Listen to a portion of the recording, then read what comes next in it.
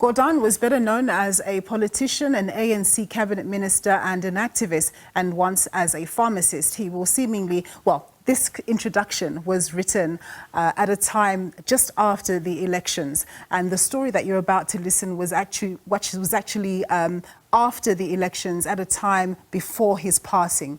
So when you listen to the package or the story, it will be speaking in the present tense and not in the past tense. And so I just wanted you to understand that. And of course, he's going to be remembered with mixed emotions, of course. That's what we were saying at the time. Gordhan was once hailed for bringing SARS administration firmly into the 21st century in his role as Commissioner of the Tax Collection Agency. He was also well respected by the capital markets during his tenure as Finance Minister. But at the tail end of his political career, the minister had come in for serious criticism for the slow turnaround of the key state-owned enterprises. And there were concerns around the soundness, of course, of that Takatso-SAA acquisition deal, which subsequently fell apart. And as I mentioned, the story was originally broadcast just after the national elections, reflecting on Gordhan's career. Pravin Gordhan announced earlier this year that he would retire from politics after the 2024 national elections. Gordhan racked up struggle credentials, having been an anti-apartheid activist, which involved him working underground with organizations like the ANC and the SABC, even doing some jail time as well. Growing up in Durban, one can't but always have heard of Pravin Gordhan. He's been a figure that has been part of the political rumblings over the years.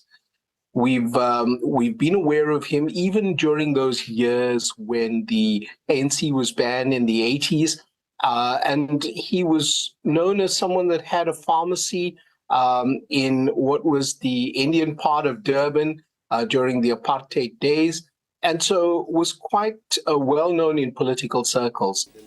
Gordhan served in several key roles from the Nelson Mandela administration through to President Cyril Ramaphosa's sixth administration.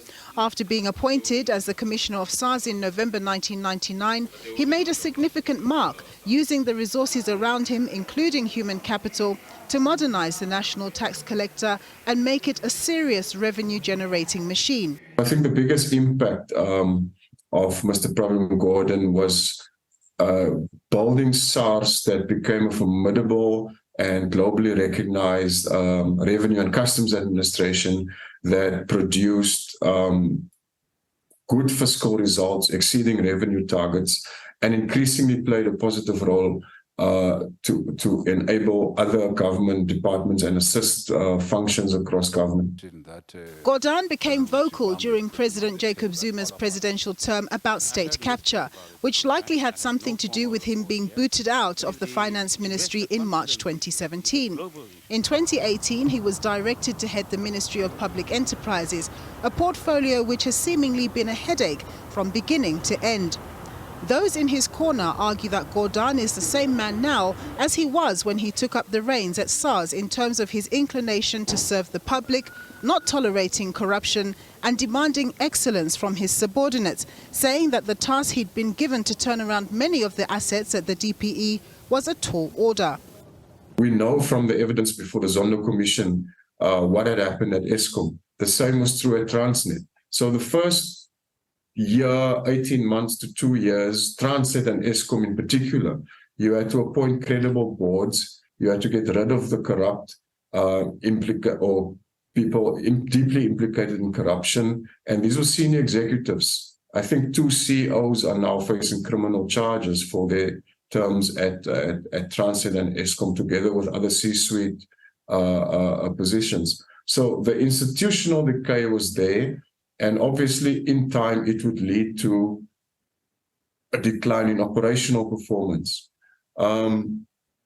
So you as a minister, you are handed this portfolio, and the expectations are, with a magic wand, you're going to turn them around. It doesn't work that way.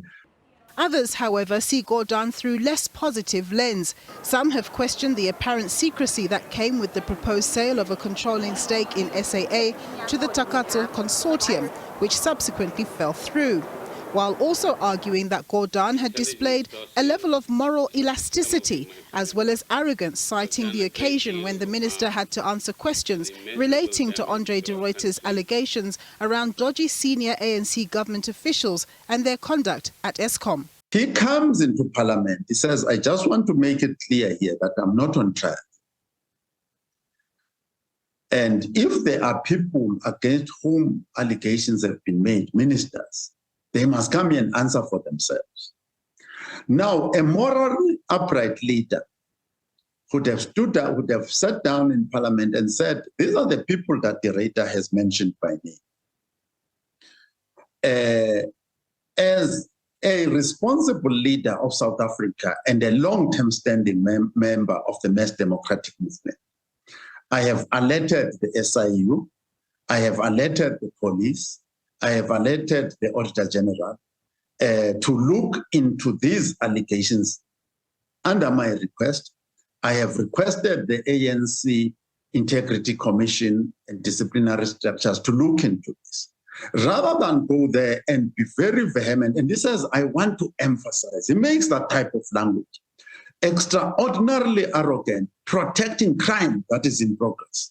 Labour Union NUMSA has long been openly vocal about Gordhan's term as Minister of Public Enterprises and has argued that he's run the DPE ship with no accountability, also suggesting that he betrayed the communist background he once came from. What we've seen under Pravin Gordhan is extreme suffering of workers and their families in the manner in which he ran these SOEs to the ground. Thousands of jobs were lost at SAA, more than 3,000 jobs lost at SAA, more than 900 jobs lost at SA Express, more than 800 jobs lost at Mango, thousands of jobs lost in Mpumalanga as a result of the foolish decision to shut down Komati Power Station. Hundreds of experienced engineers and workers that have left in droves from Denel as a result of mismanagement of that SOE. So if we have to analyze his performance, we can look at it in terms of the body count of workers. And you can see it's just been a massacring of jobs. Regardless of the particular view one may have of Gordhan and his contributions, the career of a once activist and cabinet minister with considerable longevity has now come to an end. Nampumelelo Siziba, SABC News, Johannesburg.